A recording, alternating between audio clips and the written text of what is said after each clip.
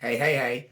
Welcome to Urban Politics. I'm your humble host, Fizz Ed Music. Where politics lives, that's where you're at, ladies and gentlemen. I want to thank you all for liking and subscribing as you do. Please, as soon as you have a chance, let your little fingers do the walk and take yourself on over to YouTube, like and subscribe. Fizz Ed Music, Urban Politics, where politics lives. But without further ado, I want to jump right into it like a car and drive because there's plenty of tasty and delicious politics to sink our teeth into. First of all, ladies and gentlemen, let's talk about Elon Musk. Yeah, using this Musk, you can smell it from a mile away. This billionaire idiot, kind of like a skunk with it. He just spraying his musk all over the place, right? But he got the bread to do it, my man. He's got the money, right? So officially now owns Twitter. God help us all. He officially owns Twitter. Okay, so he walked into Twitter headquarters with the corniest tweet I've ever seen in my life, talking about just walked into Twitter HQ, let that sink in, and then posted a picture of himself, walking in to the headquarters of Twitter with a sink in his hand, like let that sink in. I am the saint coming in the building. Corny as all get out, whatever. But when you got money like that, I guess you can afford to be corny like that. So. Said that he will let Trump back on Twitter. 12 companies have already said if he does that, they will pull their ass. I really don't think he cares. The man's made of money, and he's all on this thing about bringing back free speech, where free speech never went anywhere, and Twitter's never been about free speech. We'll talk about that in a minute. The bird is freed. That was another tweet that Elon put out there. The bird is freed. Once again, like I said, going to this, saying how speech is caged in this country, and I guess the bird is free. Now, nice letting that bird out the cage when, if you've been on Twitter lately or in the past, free speech ain't never been caged. People in there saying crazy stuff because they can. They have anonymity. They hide behind a keyboard, right? You know what I'm saying? Where they say trigger fingers, Twitter fingers become trigger fingers. You know what I'm saying? So there's that. He will most likely cut staff, making monitoring harmful material harder. Content Moderation Council will review already banned accounts to see if they can be let back on. So think about that. He's going to have a council that's set up to review accounts that have been kicked off, probably going to let them back on. Why'd you do that? Why? Man, it just really just seasons the pot, doesn't it? Some of these controversial people who then got kicked off of Twitter were saying crazy and over the top things. That's Elon's whole thing. You want to invite them right back on so that people will be on Twitter and upset and offended at the thing they said, but they'll be using it and engaging with it, and he'll be making money in the mix. Okay, so Twitter has never been about free speech. Well, yeah, hold up. Before I even I guess that is just the meat of this sandwich. Twitter has never been about free speech. There's a guy on TikTok, a brother on TikTok, and he was talking about that. He said Twitter ain't never been about free speech. Twitter was about being able to say the N-word and not get beat to death or hurt for it. And I agree. Get on Twitter, man. There's people on there just talking crazy, posting crazy stuff, saying crazy stuff. And with Elon Musk getting a hold of Twitter, he ain't going to do nothing but turn up the volume on that. Because he does not care about American society. He does not care about the body politics. He don't care about none of that. He care about making money. He really do care about making money, and he always comes from the right? Because he got all that money. So, of course, he going to come from the right. So, he usually time comes from that ideology or whatever. So, he just going to push that because he knows it makes money. There's money in outrage. You know what I'm saying? And he don't really care if some people get hurt or whatever in the mix because he going to be making money. As long as he's making money, it is when. And that's why I said it's a shame. Some of these billionaires, they just as ruthless as any drug dealer or anybody else you ever known in your life, you know what I'm saying, on that. If it makes money, I don't mind doing it. You know what I'm saying? If there's some casualties in the mix, oh well, I lined my pockets with cash, it was worth it. So, guess what? If he can sleep at night, I sure can, because I already know there's people like that on the planet. I ain't mad at him, but the TI is what a TI is. Just reporting the facts, ladies and gentlemen. So, Twitter, I never really cared too much about Twitter anyway.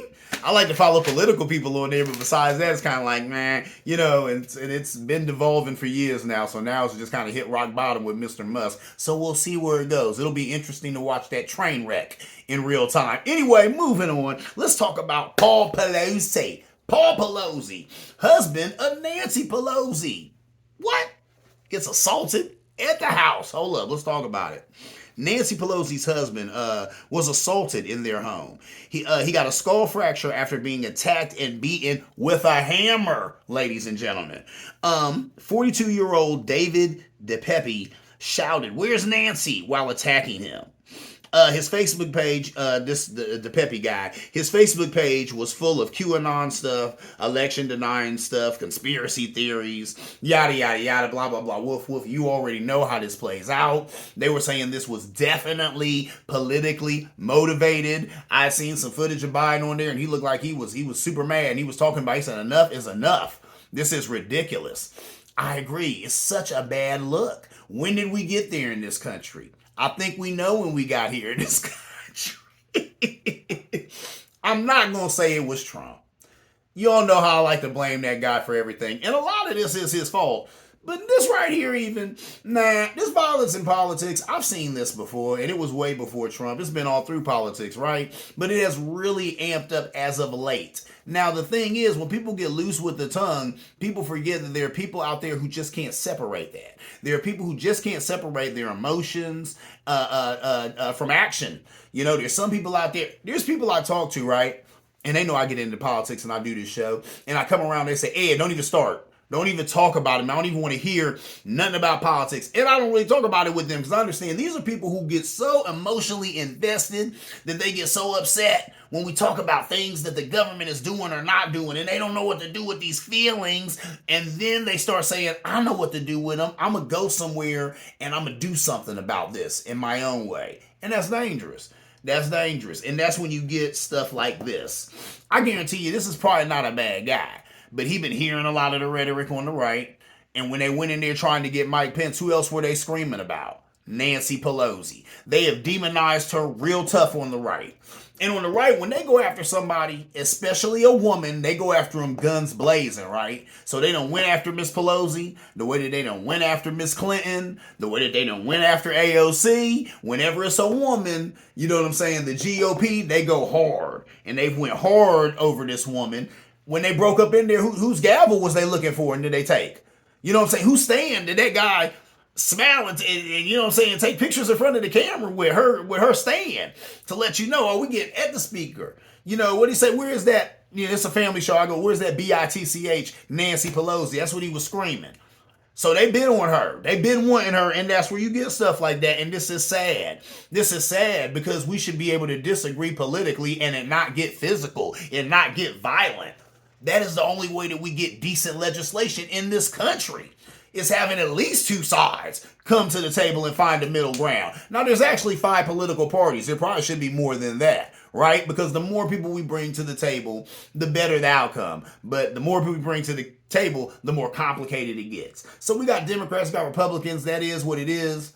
But there should always be a, you know what I'm saying, a understanding air of civility there. You know what I'm saying? I'm not going to put my hands on you. You ain't going to put my hands on me just because we don't agree on an issue. Just because we think that this thing should be handled differently. That's no reason to come to blows. Then they go out here. I've even reported on the show where people talk about this country is about to have a civil war. Civil war is inevitable. That is crazy talk. And that's stupid and pathetic. Why? Why? Why? We don't have one issue that we can't talk about. Climate control, we can talk about it. Civil rights, we've been talking about it. Right? Immigration, we've been talking about it. What else you got? The economy, we talk about these things. We come together with good legislation, and then maybe some laws get passed and people's lives get a little bit better, a little bit easier.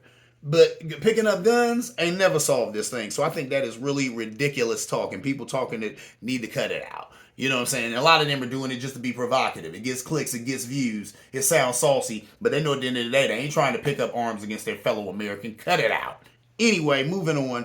Mr. Pelosi, I heard, was expected to make a full recovery, but then I was listening to a show, and I think it was on the Young Turks, and somebody had broken into their broadcasting, or not broken, but I think the guy was checking out some news on the side. And he even said that. He said, I think I just got a thing in saying that Mr. Pelosi was undergoing operation on his skull. Let's hope. I pray that I pray it's not that bad, but I'm like getting beat with a hammer. That is graphic and it's sad. We need to cut it out, ladies and gentlemen. America, what is the matter with you? You know what I'm saying? Get it together. That is ridiculous when people can't just, we got to talk these things out. This is how we work through this, not hurting each other. That don't do nothing but get a bunch of people hurt and still ain't no answer. You still got a big old problem in front of you, and now you got other problems because now people are hurt, maybe even dead. Anyway, moving on. Let's talk about Rick Scott and the Republican plan for Medicaid. Or should I say the Republican plan to get rid of Medicaid? I laugh to keep from crying. All right, ladies and gentlemen, listen. Rick Scott, as as governor of Florida, oversaw the biggest Medicaid fraud, I think they said in a long time. I don't know if in history, but it was huge. It was something to raise an eyebrow with, right? So he was instrumental in that. He released his plan for America, the playbook for the GOP. If they regain power, they will do this. Mark my words. They want to sunset Medicare and Social Security, meaning every 5 years Congress would have to vote, to either would vote to pass, legislation to keep them solvent. And all that means is keep it funded. That's it. They'd have to vote to, and if they don't fund the program, it doesn't exist anymore. If they don't fund Medicaid and Social Security, they don't exist anymore. That's how they would get rid of that. That's been their plan, to get rid of those programs specifically. So all this while millions of seniors' lives hang in the balance. So can you imagine that? Every 5 years, Congress would have to vote on Medicaid and Social Security. What if Congress had to vote on Medicaid and Social Security right now, ladies and gentlemen? They would not exist. We would not have those programs anymore, I promise you, because Congress can't get together on anything ever. Now, Joseph Robinette Biden was able to come together with some Republicans and get some good stuff passed. And Pete Buttigieg had talked about that on the Power Morning show with Charlamagne tha God and DJ Envy and Angela Yee. He was talking about that, and he was right. You know what I'm saying? Mr. Biden has definitely been able to get with some Republicans, hash some things out, and they've got some major legislation passed.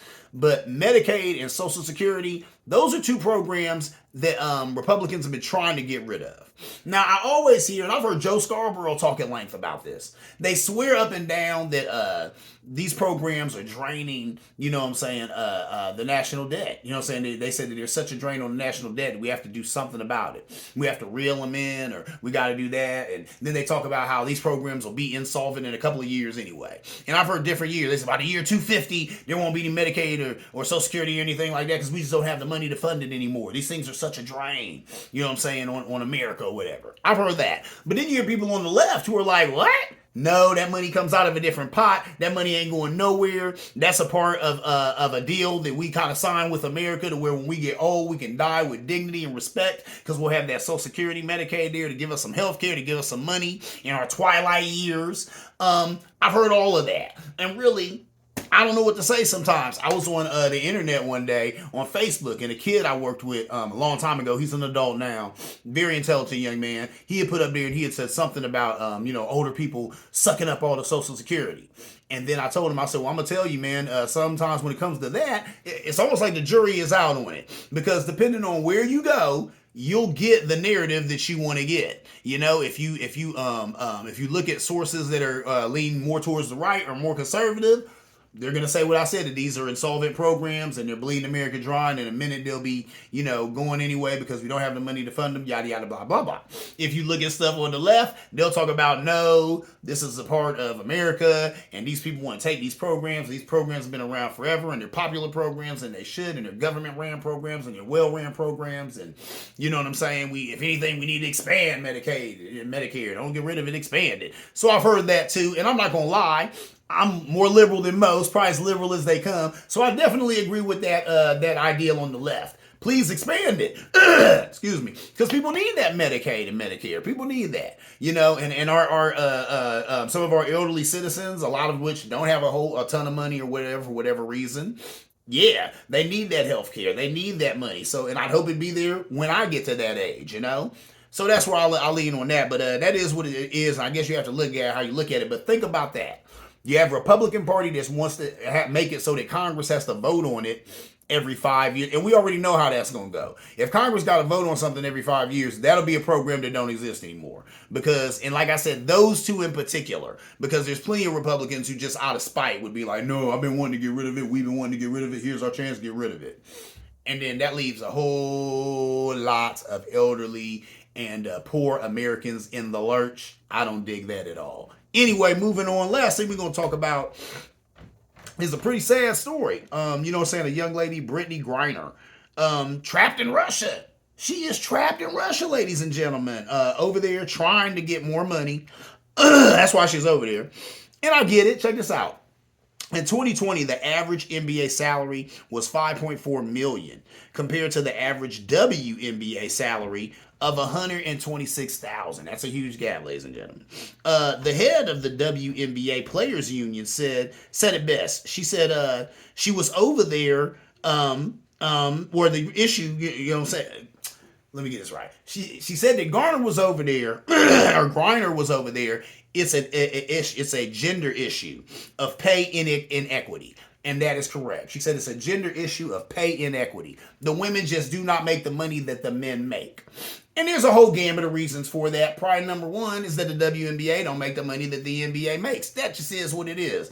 I rarely, if ever, I couldn't count on one hand how many times I've ever seen a man or a woman or anybody wearing a female basketball jersey. I don't know what that's about. You know what I'm saying? Now, y'all know, I talk about all the time here on the show, I don't watch sports. I don't know anything about sports at all. My sports is politics. You know what I'm saying? And you know what I'm saying? These midterms coming up, that's like my championship. And then, you know what I'm saying, the presidential election, that's a championship for me too. I get into politics in a sick way, so I really don't mess with sports. But I do know that. I don't hear all the hubbub at all about the WNBA. A lot of times I don't even know they're having a game or something's going on. I do have a few friends who get into it. They might mention it once or twice, but it definitely is not getting the pub or the love that the NBA is getting. Maybe that just is what it is. I've heard people talk about how, you know, there's not a lot of showtime with the WNBA, which means these women aren't necessarily dunking and all that. But then when I say that, there's somebody always quick to stand up in the room like, hey, there be women who dunk. There was this video of this girl who was dunking and da-da-da. And I'm like, okay, but... you know, who's the female Jordan? Who is that young lady who's jumping from the foul line? Once again, I don't know anything about sports. But I do know, I've never had anybody, you know, show, oh, this is the female LeBron James. You know, LeBron James is that dude, but she gets it in for the WNBA, this lady right here. No one's ever said that to me. But once again, I don't move in them circles. Maybe I just don't know. You're always in the pushback zone. Educate me, ladies and gentlemen. Let me know. But for whatever reason, she was over there because she's not getting paid right. And I get it. Check this out. The WNBA salary cap is $1.4 million per team. The minimum salary for an NBA player with 1 year experience is $1.6 million. So think about that. If you're a lady playing professional basketball, your money ends where the fellas is just beginning. The most you can make is like $104 million. They started $106 million with just 1 year of experience. That's not fair. That's a huge gap right there. You know, but once again, I don't know what you do about that because the NBA makes more money than the WNBA. And it's all about money, ladies and gentlemen. Everything is. So, she got caught with a vape pen. That's another thing, too. People talk about smuggling drugs. No. This young sister got caught with a vape pen. A vape pen. Did it have marijuana in it? I'm sure, but it was a vape pen. You know what I'm saying? Now, over here, that's laughable. That's a joke. Russia, that's not laughable. It's not a joke. And really, there's a lot of stuff that's going on right now. Listen, I wish she had some way of knowing that Russia might not be the best place to travel right now. And I don't know when she went over there. I don't know if they were at war with Ukraine or not at that point. But number one, Russia is not friendly to people of color anyway. So I wonder if she knew that. Maybe she just had to tip on some work over there and she was going where she could find work. I get it. I know how that goes. I've never done it on that level, like, you know, country to country, but I have going like job to job, you know, this job's paying more, so let's go over there and work or whatever. So I get that. I feel that, you know, and we're all chasing the bag. And so I'm not mad at her for that. But I'm just like, you really got to know when you making moves like that, what's going on in these other countries. Because they always talk about the Constitution does not travel with you. These other countries play by different rules. And right now, this country is going through a lot of crap. They said that she was kind of a low priority to them right now. Yeah, I guess so. when you know saying when your leader then set it off with this country and they beating y'all up because you know saying your gear and military stuff don't even work right. Remember thinking about some black lady who then came from America, you know, now she trapped in Russia, but she's salty. And then they said something about 9 years. 9 years! Somebody told me 9 years in a Russian gulag. What? What? That's redonkulous. That is not right. And they said she was depressed. I feel her. I would be depressed too because that's ridiculous. And then they said something too. It's the saddest story. Said her lawyer had tried to get a basketball to her, and they said she refused it. Said she ain't even want it. So that's messed up. You know, something that she loved, something that she was successful in. She probably feels like that's the reason I'm even over here because of this basketball thing. I don't even know if I even want to see a basketball again. I don't want to mess with no basketball right now. You know, because that young lady's she's hurt. She's afraid. She's, you know what I'm saying, thousands of miles away from home. Man, you know what I'm saying? With that said, Biden said he would only talk to Putin if he releases her, you know, or talks about releasing her. So I guess there's a summit coming up and they're both going to be there. And Biden wasn't going to talk to him at all, but he said, yeah, I'll talk to Putin if we can talk about him letting this young lady come home. They talking about doing a prisoner swap, and then they were saying the prisoners that they want to swap with her like some real life international killer. But I guess they open to swapping, you know what I'm saying, if it'll bring this young lady home. That is great to hear. Would Trump do that? Would Trump have done that? If this was going on right now and Trump was president, or if this had went on when Trump was president, would he have said that? Huh? Would he have told Putin, I'll only meet with you if you'll talk about letting this young black lady come home? No, he wouldn't have. So while y'all go out there kicking dirt on Biden's name, man, watch his moves. I'm not saying he's perfect, but watch his moves. I like how he put that caveat in there. Like, hold up. First of all, he set it off with Ukraine, so I ain't got nothing to say to that guy. But if he wants to talk, he could talk about bringing an American citizen home. We could definitely talk about that, because I do want to talk about that. That needs to happen. But anything else, I'm cool. That's real, man. Joseph Robinette Biden, man. I got to give him his flowers on that, ladies and gentlemen. So, that is what it is. But like I said, that's really a sad story. And I don't know what more to say about that. There was a guy at work. He said to me it would probably help her right now. She was like, you know, known like a Dwayne Wade or somebody like that. And I'm like, that might would help a little bit. But right now, you know what I'm saying? You got Russia and they're at war, all this stuff going on. You heap on it that she is female, that she is black. Horrible situation to be in. Like I said, my heart goes out to her. I'm hoping that Biden and Putin can sit down and figure out a way for this young lady to come home, because to get sentenced to 9 years in a Russian gulag over a vape pen, that is darn ridiculous. Anyway, before I get out of here, ladies and gentlemen, I gotta let y'all know about my IPA of the week. It's a delicious one, Break. Yes, Break, and it is a hazy IPA, and what it says is salt, tropical, juicy, and easy. Oh, I take soft, tropical, juicy, and easy. I'm sorry, my eyes ain't good. They used to be, and they used to be garbage. Yeah, so soft, tropical, juicy, and easy. Break. It's a hazy IPA. It's made by Heart State, and Heart State is right here in Gahanna. Believe it or not, it says this is funny. 9 in 10 people will mansplain to you why this is the best style of IPA. I guess that's why I'm mansplaining that to you right now. It's an ale brewed with Mosaic, Simcoe, and Citrus hops. Delicious.